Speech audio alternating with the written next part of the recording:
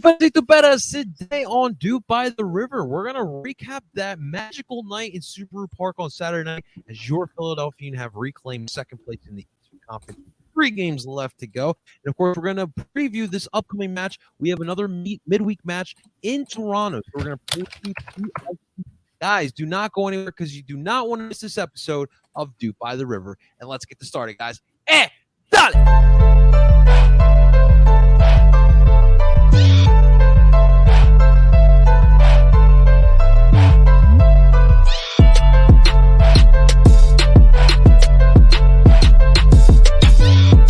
And that is right. Welcome, everyone, to DOOP by the River, the show where we follow everything Philadelphia Union, and we are brought to you by Philly Sports Network.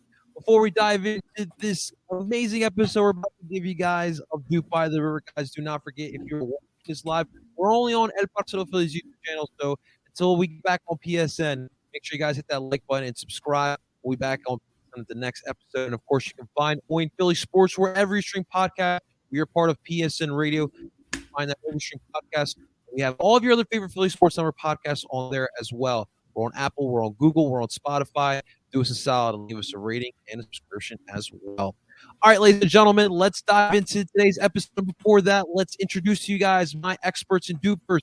So first up, rocking the beautiful Venezia kit here today, ladies and gentlemen. Please welcome my man, Zach Labasso. Zach, what's going on, man? How you feeling today?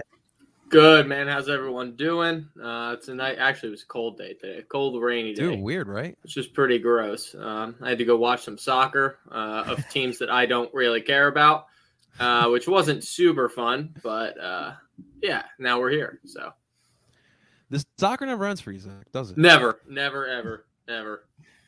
And I'm sure for our next host as well, in soccer never ends. Ladies and gentlemen, please welcome Justin Bald against Michael Bradley. The nickname is back. Friedberg, Justin, what's happening, man? How you feeling? Pretty good. Exactly. It was a pretty chilly day. Went for my walk and got a little rainy. Definitely should have brought the gloves. Maybe the hat. You know, this big old head gets a little chilly in this weather, but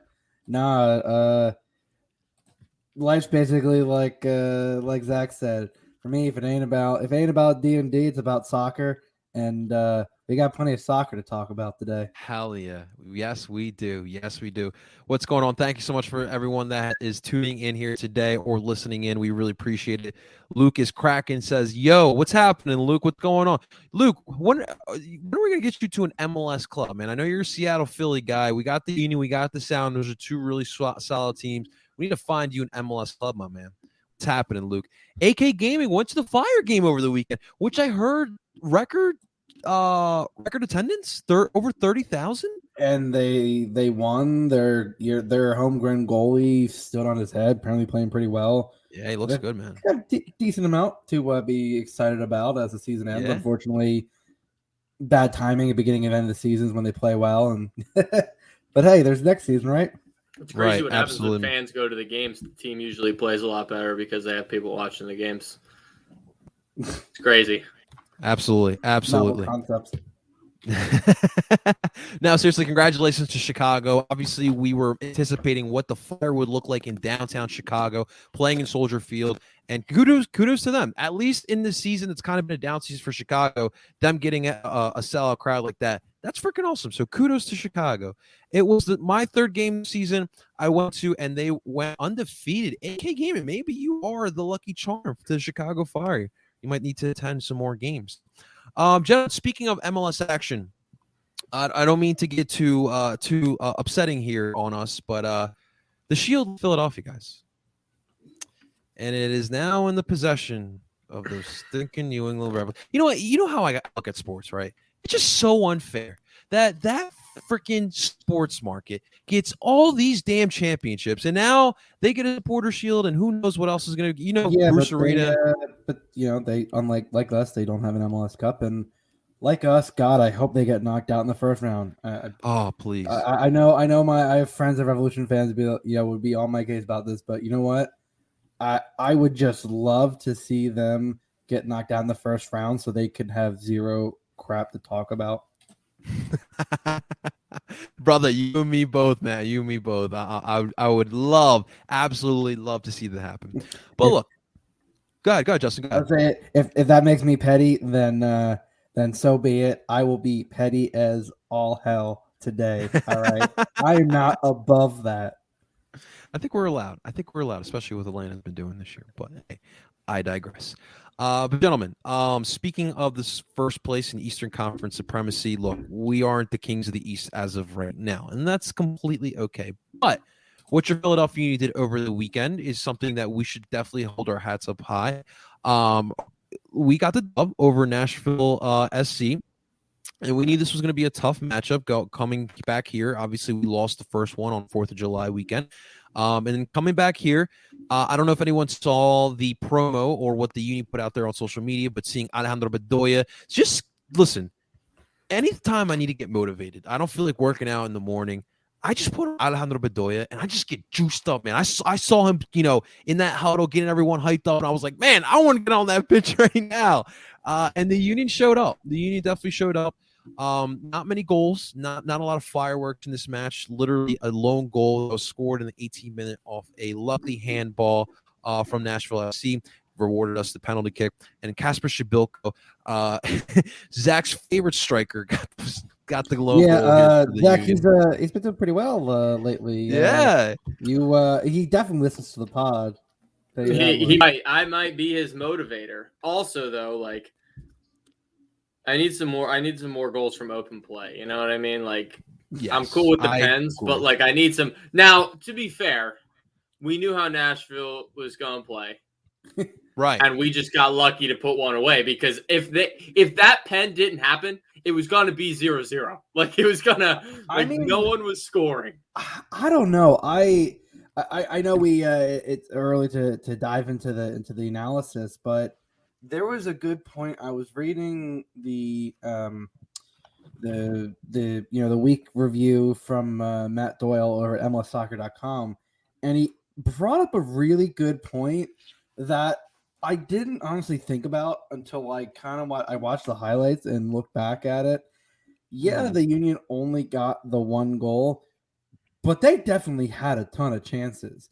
And the biggest difference that allowed it was, allowing the center backs to take a bit of an adventure.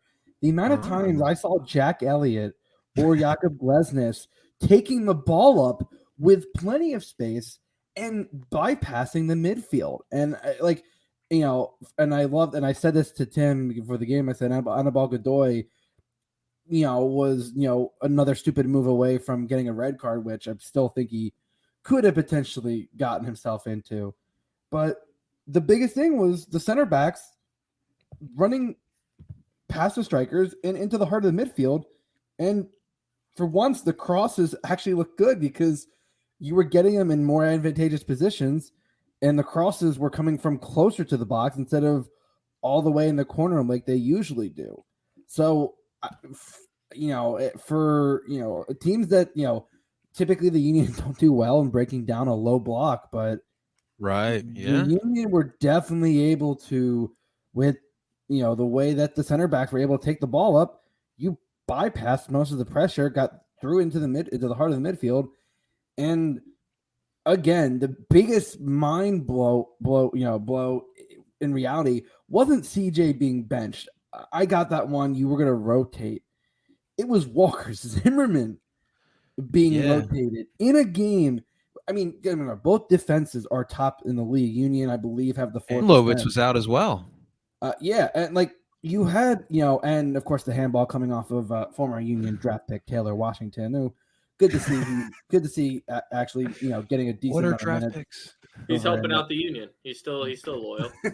But it was wild to that, for once the Union realized, oh, maybe our center backs that are actually pretty good passers, if we allow them the freedom, and because you had Leon, essentially platooning as the makeshift center back when if he needed to fill in back there. So you had plenty of the coverage in that Christmas tree 4-3-2-1.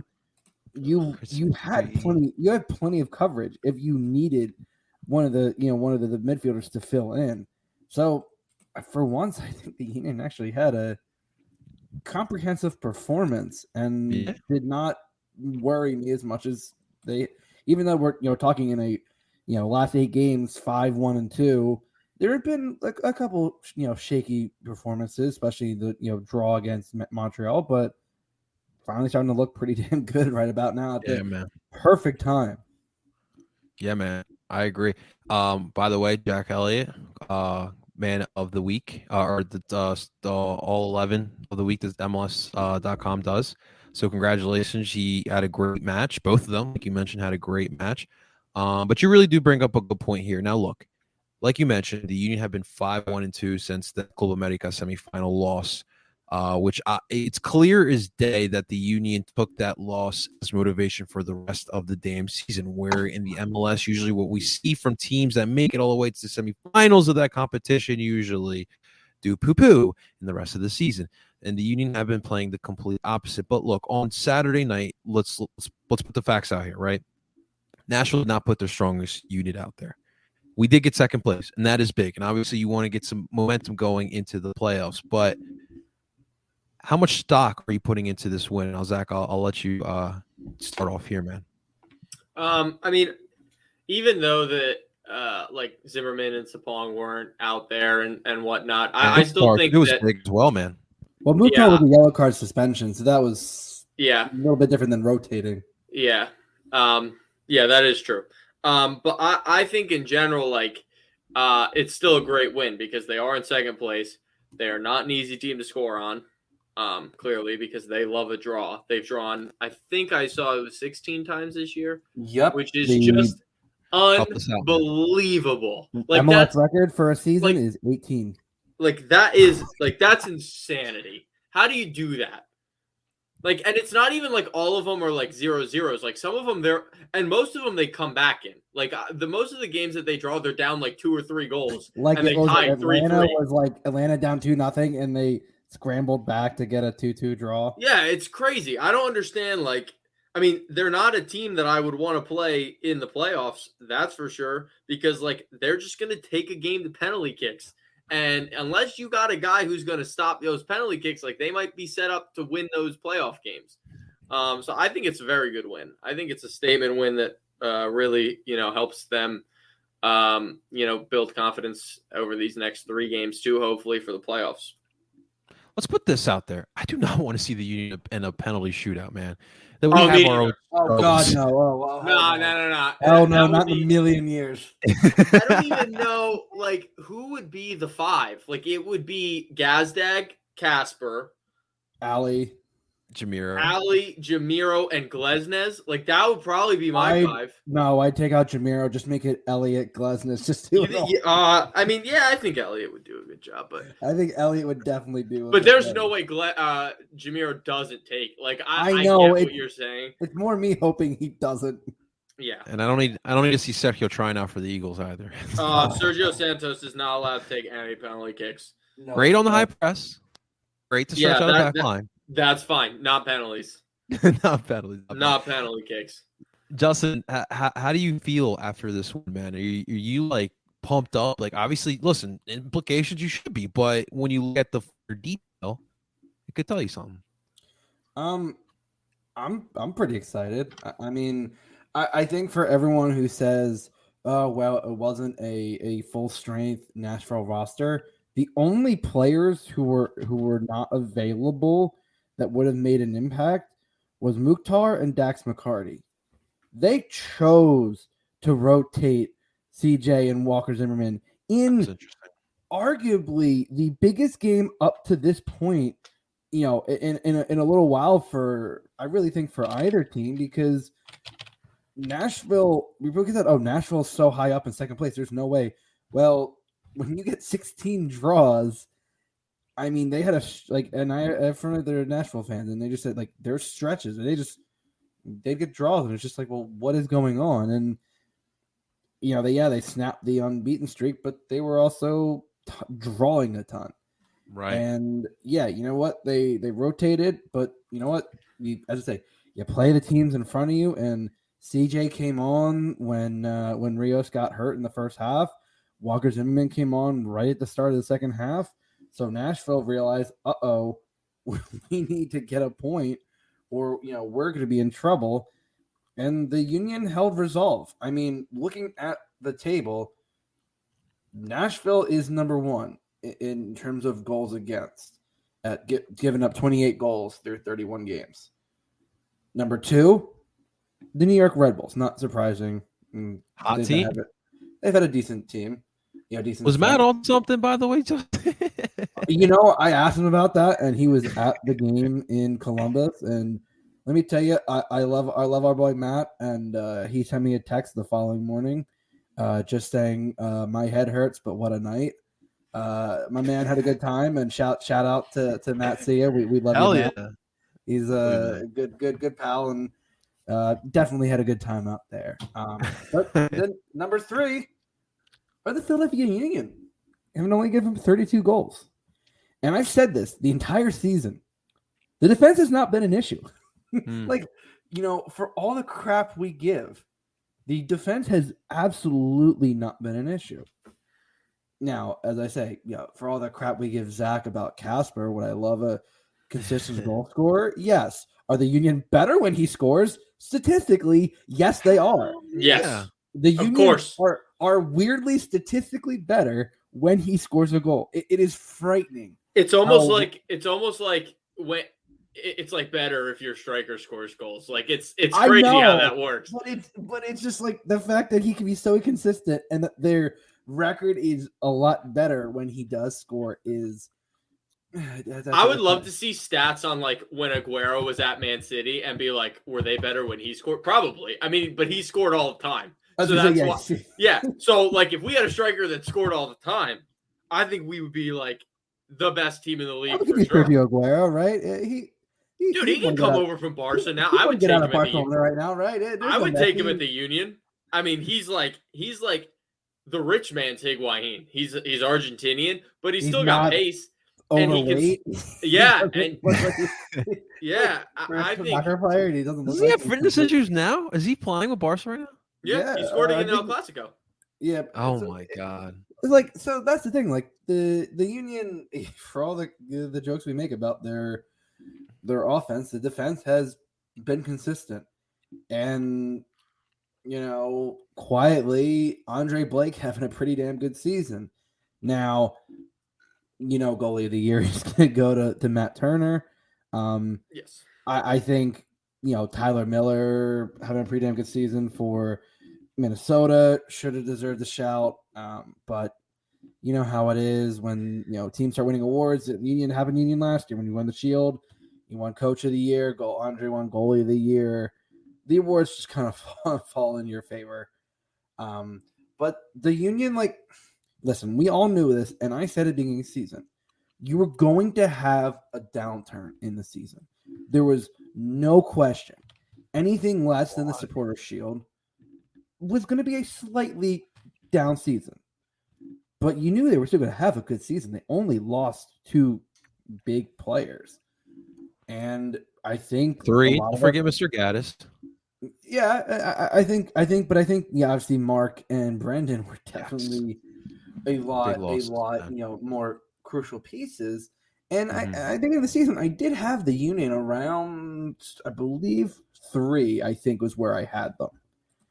So there's essentially exceeding expectations here. Now, did anyone predict that Carlos Heel would have the season he did? I knew he was a good player, but no, I don't think anyone predicted the season from New England. And the fact that Buxa and Gustavo Bo have scored 16 and 15 goals,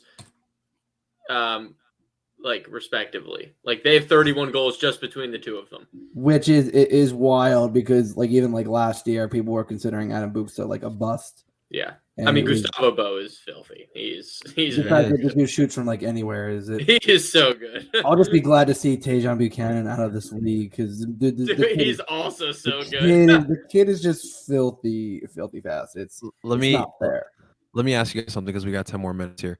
So this is now the second match in a row that Jim has rolled out the Christmas tree formation. Is this something that you guys are wanting to see more going forward? Is the playoffs right around the corner? No, absolutely not. Absolutely not. It makes me sick every time. Now tell me why. Tell me why. It's just like, and you can see, like, I don't think two 10s can ever coexist together because they're both trying to do the same thing. Like, like you can't have two guys trying to do the exact same thing on the same team. Like I get, all right, people play 4-4-2, and you might be like, yeah, both strikers are trying to score, but you will never have two of the same. Like, you will never have two Sergio Santoses or two Kasper Shabilkos up top at the same time. Like, you have two creative midfielders. Or, well, one creative midfielder and one midfielder who wants to be creative. It is kind of old school to put out there. I hate it. Like, it makes me, like, every time, and you'll see my tweets, every single time they roll it out, I say, this sucks. Like, it makes me so mad. It's like when teams play with a sweeper. Like, I coach high school soccer, and when teams play with a sweeper, I'm like, I hate this. Like, this is dumb. Like, why would you do this? Are we in the 70s? What? I mean, it's like I think I'm maybe not as I would say dramatic as Zach might be with this formation. Now, do I again think that Jamiro and Gazdag on the field isn't great? Yes. Is it the reason they're doing this because Sergio's coming back from injury and you're still, I'd say probably by Sunday, hopefully Corey Burke is back. So you're or Davo, or Davo's still there. He could play. Listen. I've already signed the book on Davo. Season's done. You know, Did you see how much money he won? It's just $250K. Well, but I think most of his salary is still getting paid by. I thought it was 60-40 or something. Whatever. I think most is paid by Corinthians. I think whatever. No, I think it's Palmeiras. Either way, those big Berlin clubs, they got dough. He's still getting the money from them. Like, it's another one of those very low risk, could be high reward. Clearly zero reward. But that's the thing. You took almost no risk, so like you were expecting to get more out of it. He's a great scout team player, Zach. I just wish we would have seen him in more than one game. Like, like, you know what I mean? Like, there's definitely been instances where he could have come in. Whatever the reason Jim had for it, I still don't know. Tim and I talked about this. I still don't understand the press conference and what, like, at this point, he's just, not so blatantly saying, like, Davo's not it. Like, dude stinks. It's not working. Like, I don't know. It seemed like he did well the one game he came in, but I mean, Brian Carroll left the curse on the number 7 shirt, guys. That's all it is. But I love Brian Carroll. I think though that the formation, maybe with some different players could work. That's totally a different story. I think if you take Jamiro, you could even move Jamiro back. Yeah, and if you could. I would even say if you want to get interesting, he's great as a holding guy. Paxton and Gazdag, I think, because they both give. Paxton will dribble at people and wreak havoc, and Gazdag will play balls in behind and do the creative bit. Or even if you take out, I would say you take out Jamiro, so you have the back three of Leon, Brujo, and Ali, and then you have Gazdag, Paxton, or Quinn, and Kasper. I think that's a pretty good. The formation itself is not the issue. It's a weird perversion on a 4-3-3. Yeah, because it's essentially a more narrow fourth. The top is more of a narrow, version of that front three. But it's not a horrible formation. It's just the fact that Jim keeps trying to shove Jamiro as a 10 down our throats. The man is not a 10. Jamiro's got to have like pictures of his wife or something. Like, there's no way. Here's the problem, guys. Here's the problem with Jamiro Montero that I see. When I see Jamiro Montero distributing the ball, dude, the guy's got. Listen, I know in MLS 6 assists is like an all right number worldwide, not so much. But when he's out there looking for the play, I think he's more dangerous. When he's out there trying to be Carlos Valderrama, like trying to do all these tacker moves in the field, like no, Jamiro, you know how to get the ball out. Like, he had 9 assists his first season. Like, when he's out there trying to find the pass, he's a much better player, and he needs to get back. Are you honestly comparing him to LPB? Well, I'm just trying to think of a player who's trying to like dazzle in the midfield. Like, just get the ball to the open shot, make a play. So I think you're talking about El Brujo because he tries to do that, but like in our defensive third. But and that is why we lost it, and that is why we drew to Montreal for being real. It's one of the reasons we lost to Minnesota. Actually, no, that's the game I'm talking about. Don't get me wrong. He lost the ball twice on 2 of their goals. I do think. I mean, he does have good control. I think the problem is he puts himself into these situations. But the thing with Jamiro, and I've said this, I've been saying this literally all season. Anytime Jamiro gets the ball in the final third, the play stops. It dies. Yeah, whatever runners, whatever momentum you had, he tries to take on multiple people, and defenses have quickly learned. You surround him with two or three players, you get the ball, you're on your own counterattack. And I apologize, Justin. He's a great shuttler, but just is not creative in the final third. I think there's something like he says, "Oh, I have to make the play myself." It's like, no, the best creative players are the ones who look like they're going to shoot, and then at that last second, you see that runner hauling ass right next to you, and you just quickly feint, lay that ball off, and create a deadly chance. Like, that's the creative. That's what Gazda's trying to do, and you just don't have the players to, or at least the strikers, really, to consistently do that. Yeah, I agree. I apologize, Justin. I meant Ronaldinho. That's who he's trying to be. Okay. I was like, Bibe is creative, not. We got Luke. We got Luke agreeing to be a Union fan. We're here for it. AK Gaming. This team talks a lot of crap. Is Nashville? I still remember a while back when we predicted the MLS season. I said New England would be underdogs. Well, look at that. He called it. I had them in the playoffs, at least like 4 or 5. I think I did.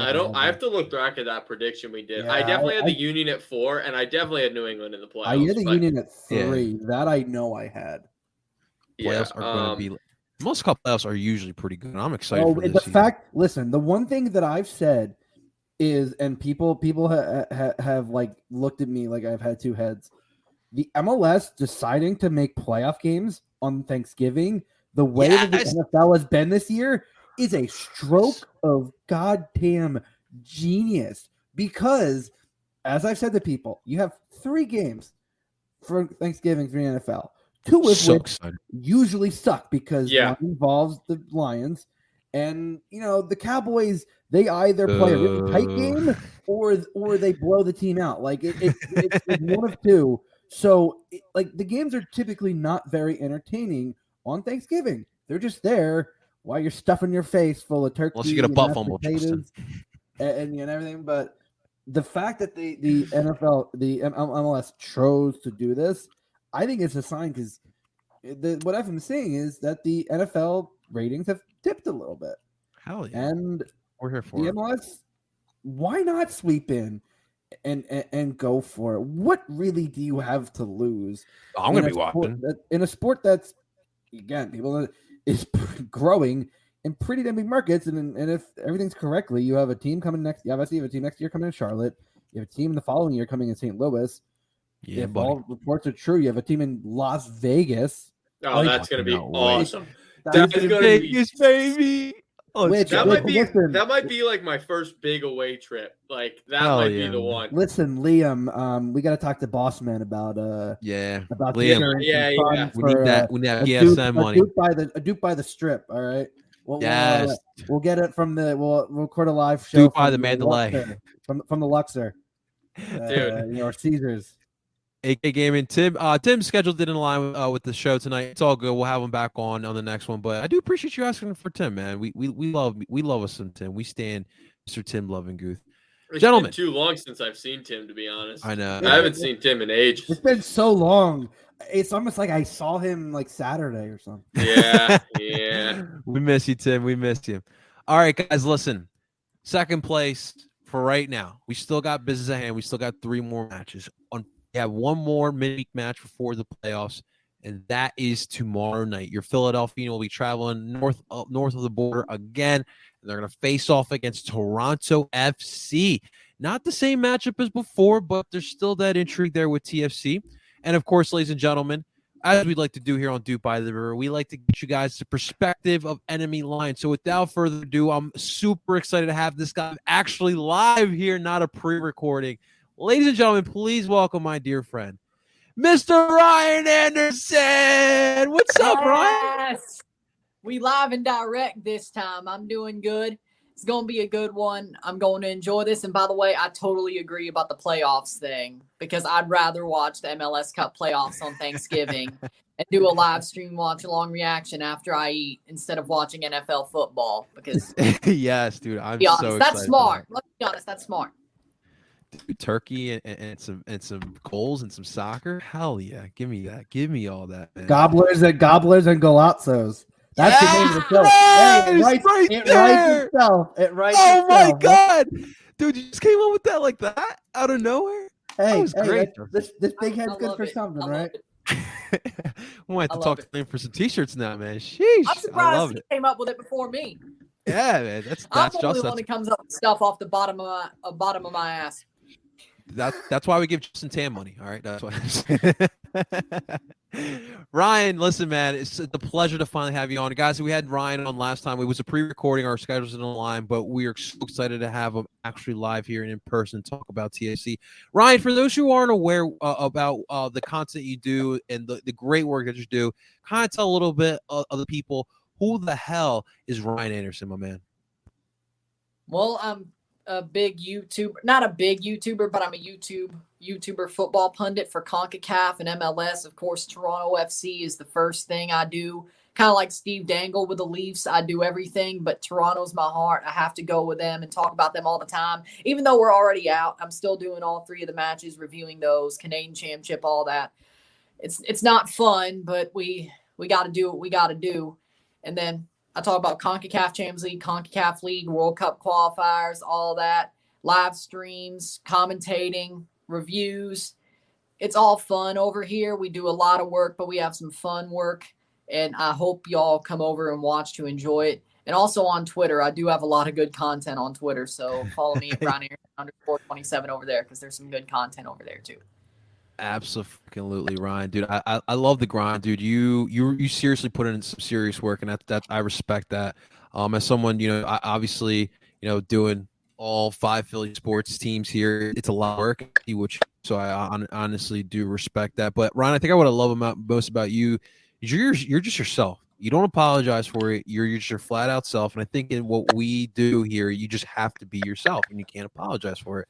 So, man, I appreciate you always being 100% you, man. So keep doing that, my man. All right. Keep Thanks. at it with it that. Means a lot to hear that. Absolutely, man. Absolutely.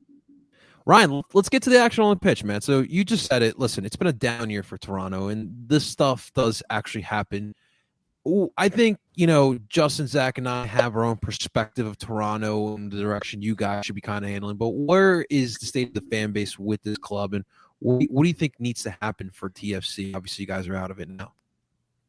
We definitely need a reload or rebuild because this team is aging. We need new striker, new players. I mean, I'd love to see Giovinco come back. Like I was gonna say, the Giovinco is not Zach. exactly the age. When you talk about aging, it's not exactly lowering the age of the squad. Yeah, but I think Giovinco, like him coming back, will help the talent. I just think we have players that are aging that can't do anything. That's the difference. Like Josie. Michael Bradley. Josie is pretty much, Michael Bradley too. Thank you. I'd rather have Ralph Prizo start. Thank you. I'm not even a fan of Bradley, really. He's done us some good things, but let's be honest. I got to be honest. Michael Bradley is not good anymore. He hasn't been good for like 2 years. Give me Ralph Prizo and Marky Delgado in midfield, please. I love Michael Bradley for what he did for us, but right now, I got to be honest. He's not good anymore. He's not. I know Ralph Prizo's hurt, but next year it better be Ralph Prizo starting. Let Bradley be a coach or something. You guys got Michael Bradley as a center back right now? Well, yeah, because Omar Gonzalez sucks. Eric Zavaleta. I told you that one. Salvador. He sucks for us, but it's great for El Salvador for some reason. That makes no sense. And then Kamar Lawrence, I actually like him as a center back, but it doesn't. Well, Alro got suspended, so they had to move him over there, and they just didn't play him. I think he may have got hurt because everybody's getting hurt, and we need a better physio staff as well. Like, too many injuries. That's like the aging and the injuries is what's really hurt this team. But I have to say, it's not as drastic as people think. There needs to be a rebuild, but we've just had a lot of bad luck too. Like, nothing's gone our way this year. Nothing. And that's the truth. We need a better goalkeeper. I love to see Westberg play, but they're not going to do that. We need a new manager, and I'd love to see us get Pirlo, Gattuso, or Cannavaro, one of the three. You want to go outside the league. Yeah, because I think I like what Pirlo. I think Pirlo, Gattuso, or Cannavaro would all be great for this team. This is what we should have done last winter. I wanted Maurizio Sarri. They went and got Chris Armas. I don't know if it would have worked anyway, but can Toronto be interested in Jason Kreis? Oh hell, wild card. If we do that. If we do that, I am going to basically say we're done for the year. Don't even watch. I mean, I have to watch, but I basically say, no, don't watch 2022. We're done. We're done. That's interesting. If we get Jason Kreis, no. You're going a different route, man. You're going a different route. You got obviously Vanny worked really well for you guys for a long time. I guess obviously, listen, I didn't think, and I think Justin and Zach vouched for it as well. I didn't think Chris Armas was going to be too good for you guys, and nope, didn't think he got fired that quickly, but yeah, I didn't think he was going to go off that quickly. He didn't even get back to Canada. They were still in Florida, right? Or they fired him like a month before they got back. It was when they got shellacked by DC 7-1. It was like, I remember it was like, oh man, is Armas gonna be safe? I wanted us to lose 7-1. By the way, I wanted him to go, and I'm like, just keep pumping him in, please. He's going to be gone if we lose 5 or 6 or 7, right? He's got to be. So I actually got to root for them to like just get blown out that game. I don't know if you've ever felt like that about your team, because Jim Curtin's been there for ages. I don't know if you've ever felt like that about the no. They made a hashtag out here. Yeah, the Curtin out thing was a bit overblown, and when Ernst Tanner came in, that's when things righted the ship, because he actually gave the manager players that actually worked in the system, not just players that we had a Dutch connection. I'm looking at you, Ernie Stewart. How the hell did you fail your way up to the U.S. national team? Whatever. Because the USMNT loves failure. That's why. Yeah, that's why there's the Berhalter family. Although, God, someone help Brian McBride, because I don't want to see that man struggle. What happened to Brian McBride? Well, he's I guess currently the GM. I just don't want him to go down with the flaming ship. Okay. God, USMNT sounds like the Raiders, man. Just hiring the old family, bringing them back in. Yeah. I think, by the way, just going back to Gattuso, I think Gattuso would be so good not only for Toronto but for the MLS as a whole. He would be awesome. Would he I didn't be get to watch too much of mindset trying to like shit talk and fight every manager? Yes. I would love it. As long as the players get water. I would be so cool with Gattuso trying to fight everyone. Sometimes good, sometimes shit. Yeah, just every press conference. I mean, Jim Curtin does. I don't want to be flamed for this, but I have to say, Jim Curtin does kind of have a punchable face. So he does. How can you punch a man who dresses that good and has those nice shoes, man? I mean, come on. To take his shoes, Justin, to take them. That's why you would punch him.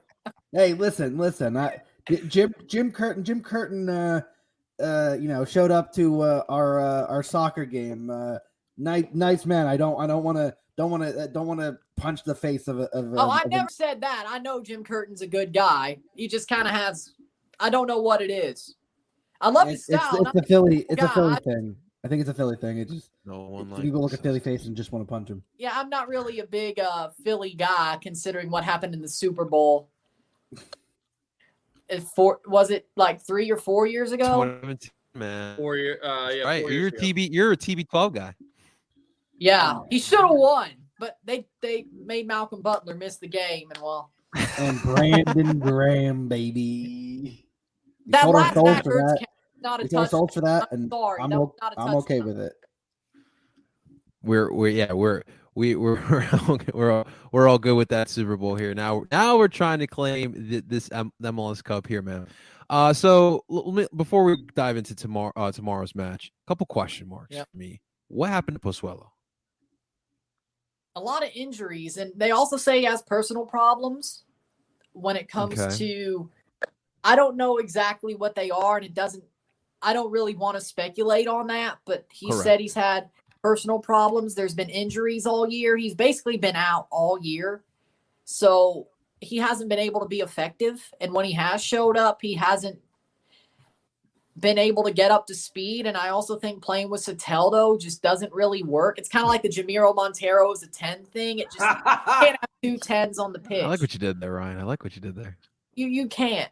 And Soteldo could also play the 10 besides being a winger, and it just doesn't work.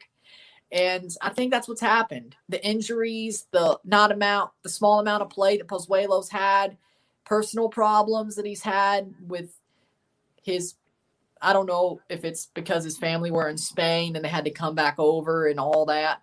That's tough, man. But I don't think it's anything with his family like that bad because, of course, I think he had a third son a couple of months ago, so it's nothing that bad. But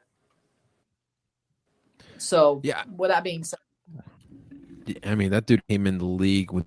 I remember the first game, that beautiful chip goal against NYCFC, and I'm just like wondering, like, what happened? And I mean, with Soteldo, when I watched him here in Philly, like, you know, the whole scouting report was that dude's dangerous on the wing, and the Union did a solid job kind of containing him. But man, that dude is dangerous, definitely coming off the wing. And that's just interesting. I mean, Toronto, you know, it's funny because not a lot of people, especially like the newer MLS fans, don't remember Toronto started this league like really freaking bad. And then the pro days. Those weren't fun days either. Those sucked, but at least we had no expectations. Now we do. That's why Dwayne Rosario on TFC was awesome too, man. Hey, I love D-Road. Oh, D-Road, D-Road's a legend. D-Road slander in his house. We love D-Road too, man. Slander D-Road. D-Road's a legend, man. He follows me on Instagram, by the way. That's sick. But I'll take my D-Row with the braids, man, because that was also pretty. Oh man, yeah. Some good stuff. Exactly. All right, gentlemen. Let's get to some lineups and some predictions here. So we'll start off with the Union here. Look, I want to start off this. We didn't talk about it, but we do want to send our thoughts and condolences to the Blake family. You know, usually Justin likes to make the remark that, you know, put Andre's name in permanent marker. He will not be starting tomorrow. He's attending to his family in Jamaica. So from the panel, we really wanted to give our thoughts and condolences to the Blake family. And Andre, seriously, take your time, man. Seriously, take your time. Family first. But gentlemen, what do we predict this starting lineup to be? And Zach, you can start first here, man. Will we see the return of the Christmas tree? Feliz Navidad. I really hope not. I really hope we don't. Why are you being Scrooge, dog? No, I'm just kidding. I don't want to see it. I don't want to see a Christmas tree. It's not that time yet. But, all right. So if we do play the Christmas tree, it will be the same lineup we've rolled out the last 2 games. There will be no changes. I can't imagine Jim will rotate the lineup now when he rarely does that anyway. If we go back to the Diamond, I would assume Gazdag will be at the 10 because he's played well. I don't know if anyone else wants to argue that, but Gazdag's looked good the last couple games. I know there are people who hate Gazdag for some strange reason, but he's looked good. He's no Brandon Aronson, dude. Yeah.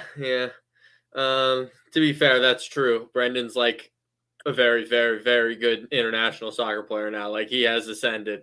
But then I guess up top, like, it depends on the availability of players. Like, I would assume Sergio's still not going to play. So if we play the Diamond, it would probably be Quinn up there with Casper, because we know Davo's never playing for some strange reason. But the midfield will probably be Leon and either Ali or Jamiro, and then El Brujo at the back with the same back line we've been running out. I don't think there's going to be much change to the personnel that we're going to see out there. It just really depends on whether we see that horrible Christmas tree or not. Justin, what do you think, man? and Freeze will be in goal.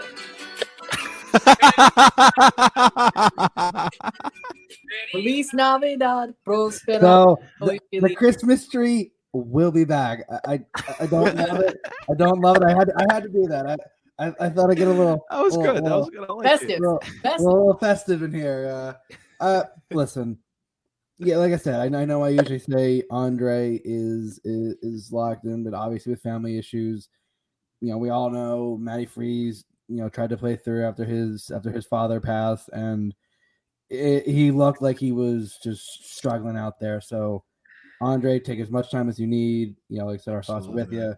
Matty Freeze is a pretty good, backup. I mean, I think if Andre wasn't, if we didn't have Andre, I'd be pretty comfortable throwing Matt Freeze out there. I mean, the kid is pretty damn athletic, has pretty good, reflexes. Positioning, sometimes could use a little work, but like Andre, he makes up for it in just pure athleticism and just coming off his line pretty damn well. Yeah. Back line is not really going to need to change. I mean, again, you're giving up the third least goals in the league. Play I really don't think your defense has been an issue. I've been saying it all season. Your defense has been fine. Midfield, I really don't see any rotation. I mean, the only thing I could think is if you're giving Ali a rest, but Ali doesn't rest. It just doesn't happen. Even though he should. Even though he's 34 years old, he really should take some games to rest. It just doesn't. But hey, I'm not going to complain. Bedoy is a tank.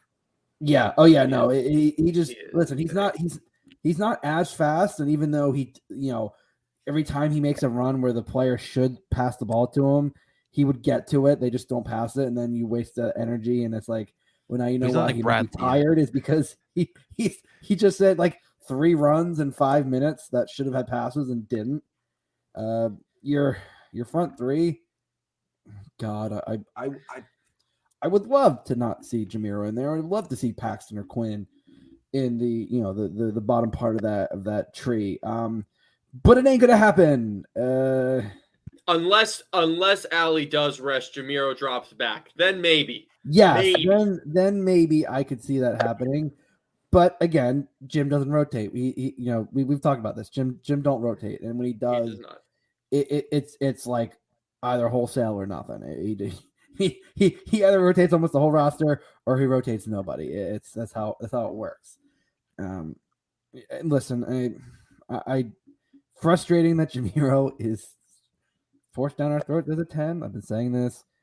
The offense kind of dies in the final third when he's given the creative keys. I think he's great at distribution. I think he's great at linking up.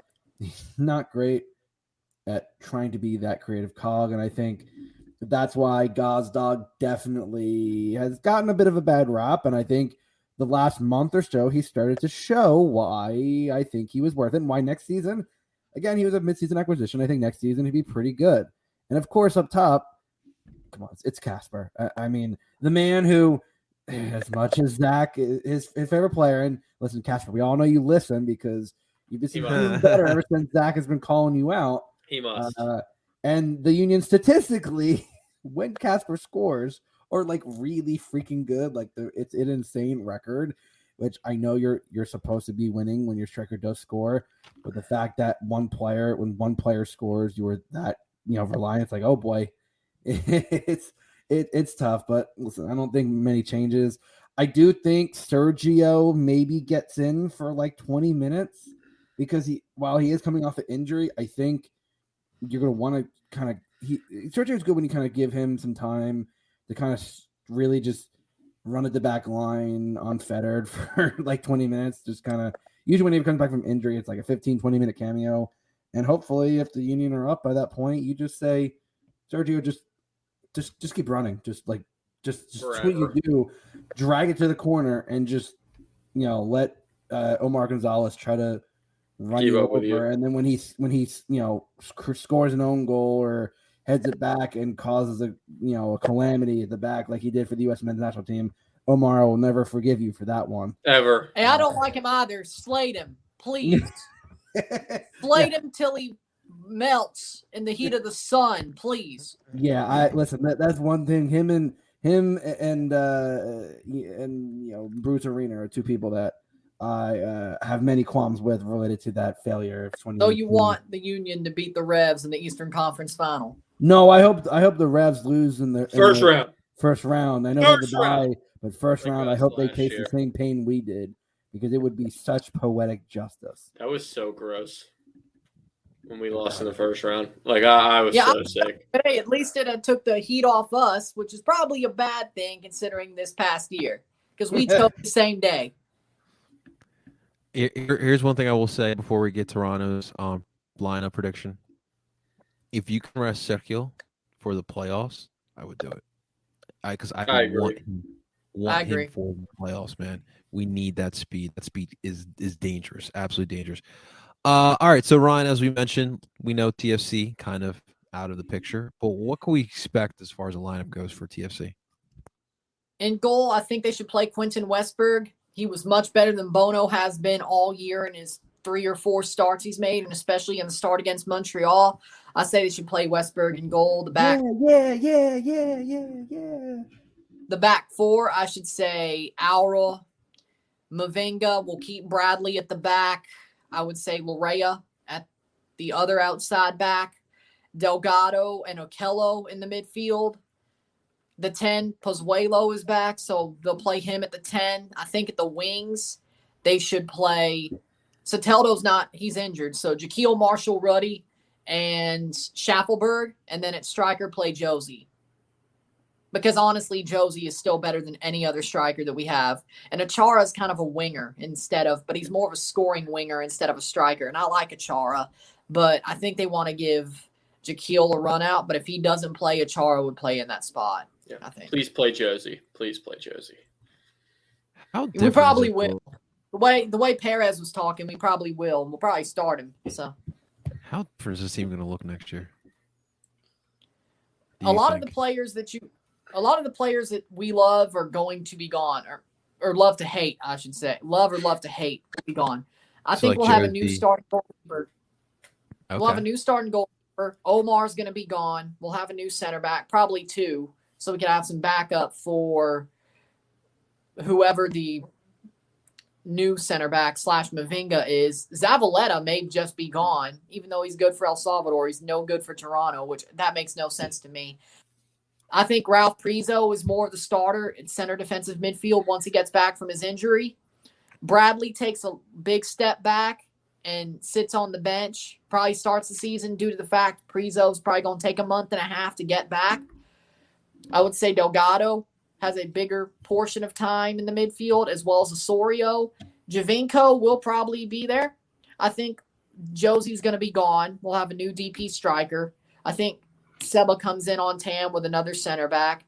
Of course, they'll probably have to replace Lorea, and they'll have to replace Moro, so that's probably 2 cheap outside backs. Pozuelo's still there. I think we get Lorenzo Insigne for striker. I really do as a DP. I think we get Insigne. He's so good. He's so Dude, I love Lorenzo Insigne. He's like my favorite player. Unreal. I love him. I still can't believe I don't have his kit. How do I not have his kit? I don't know if you saw that, but that's a rumor that Insigne wants to come to MLS, and they were with Toronto execs while in the meeting with MLS. So maybe that was Bill Manning's idea. Yeah, Justin, Ali Curtis is gone. You might have to give me your kick plug, man. Dude, the Union needs. Can the Union buy a DP forward, please? No, you won't. You're too cheap. Even Ryan knows we don't spend no money. Ryan knows. It's going to be Paxton, which Paxton is a good player. He may be better than Brendan. He's not a striker. I want a striker. You're not getting it, besides Bilko. Casper makes me so sad. Zach, I thought he was your favorite player. No. That was all facetious. He is I don't like Casper. I'm not a fan. And he still won the Golden Boot for the Champions League. Yeah, I don't care. I don't care, man. I don't care. Did he score? Did he score against Club America like enough? No. No. Did he score? Still could win the Golden Boot, and if he walks across that stage on Thursday night, Union memes in the building. Should Bill go? Philadelphia Union memes, awesome. I know him. He's cool. By the way, love that toad meme. I think I told you that to your face, but I love that toad meme. I'll get. AK, you can have him. You take him. Just give us some more money. How about we take him? You can have him too. Actually, no, you can have him too. As long as we get money for. You know what's going to happen if that happens. Casper goes to the MLS team. He becomes. I don't care. I don't care. Hey, if he lifts the Champions League for us, and we make it to next year's Champions League with all those weak Mexican teams and the small rebuild we do in the offseason, I think we can be just fine next year. I think we'll bounce right back. It's not going to be like a long rebuild. I think we'll bounce right back. If he does get somehow traded to Toronto and he lifts the Champions League, I'm going to laugh in your face. Sure, you can. But you can have him and we'll take Insigne. That's how it'll work, okay? Another Collier. Will you stop trying to give us Collier, AK Gaming?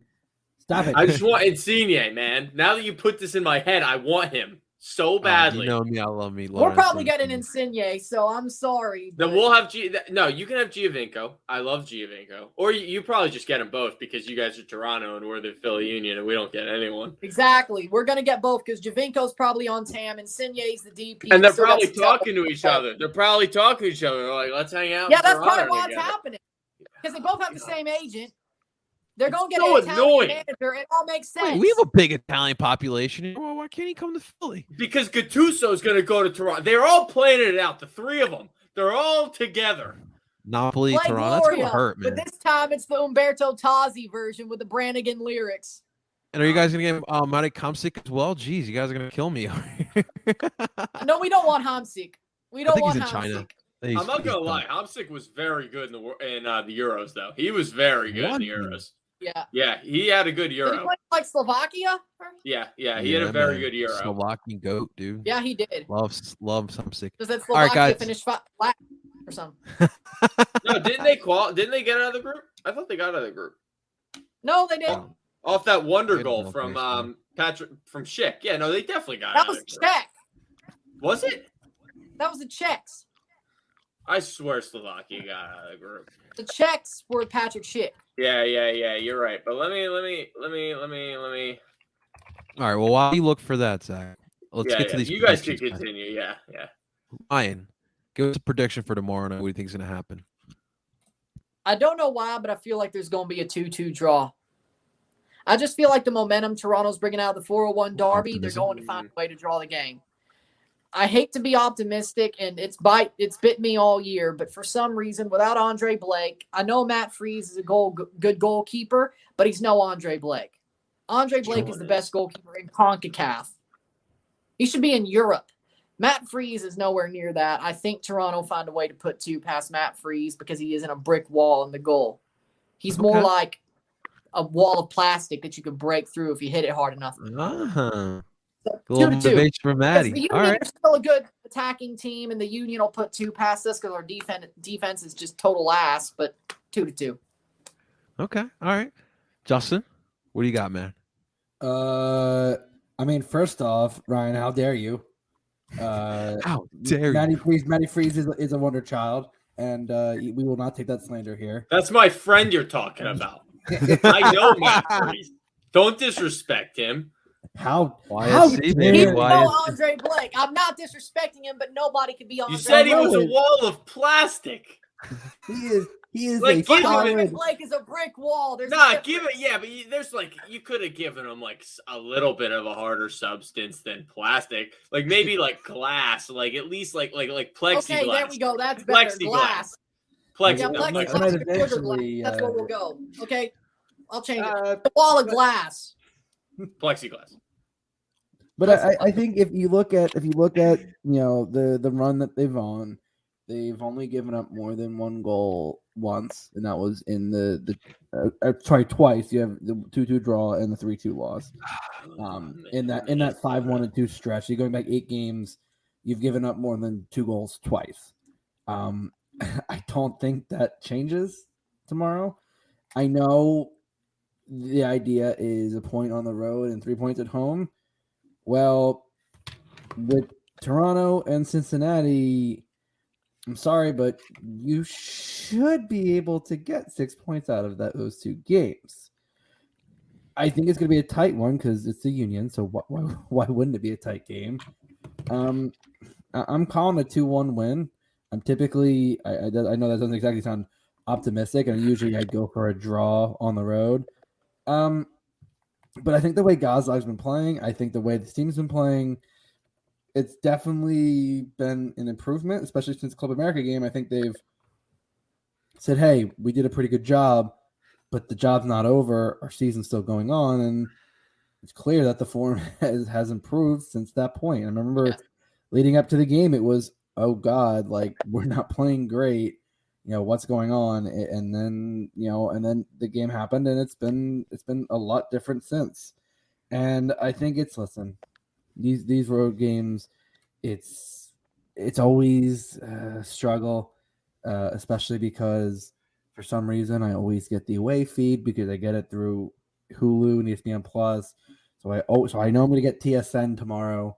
Yeah, it's better anyway. TSN is better. It's probably one of the better out of the horrible other away choices. Like a Philly 17. I'm sorry. That was, and I didn't even do a live stream for that match when that one happened. So I had to listen. I didn't like it. And that game sucked anyway. So yeah, it's a bit rough, but I think a 2-1 win. I think if you can get at least 4 points out of these next two games, I think you've clinched second before the game on the road against NYCFC.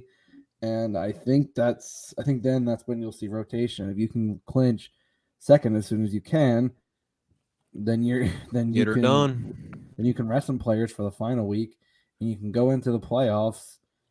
With the 1 week for the international break, you'll have a nice bit of rest. You'll be able to get players back. You're definitely gonna have Corey back coming for the playoffs. You'll most likely have a healthy Sergio. You'll have an Andre Blake who's raring to go. You'll have a defense who's ready to go. Hopefully you have a Casper who's ready to go. I would love to see Casper finally, really pick it up, because for as much credit as we give him, he is one of the best finishers on the team. Like, in the that's box, for he's sure. a great finisher. It's just very inconsistent. Yeah, getting us in those situations. Yeah. Now, if he gets to 15 goals, I'm gonna hear a lot of shit for that. Oh, what is he at? He's at 11. He's at 11 right now. So he have to score. Yeah, it's just 4. If he gets to 15, I'm gonna be hearing a lot of shit for that. Oh, you will. Oh, listen. If he gets to 15, I think a lot of people are gonna say Zach's gonna have to buy a Kasper Shabilko. I will not do that. I will not. I think that white shirt is awesome though. So at least that makes it better. So I think it's going to be 3-1 Union. I just think they'll score goals. I don't know who's going to score them. Might be Casper. Who knows? We'll see. He wants to say a Casper hat trick. I can't. Oh my God! I would love that. No. We can't. I'd be okay with seeing that torments him. We can't be having a Casper hat trick. Can't happen. No. Hey, if he hits a hat trick, I will cry.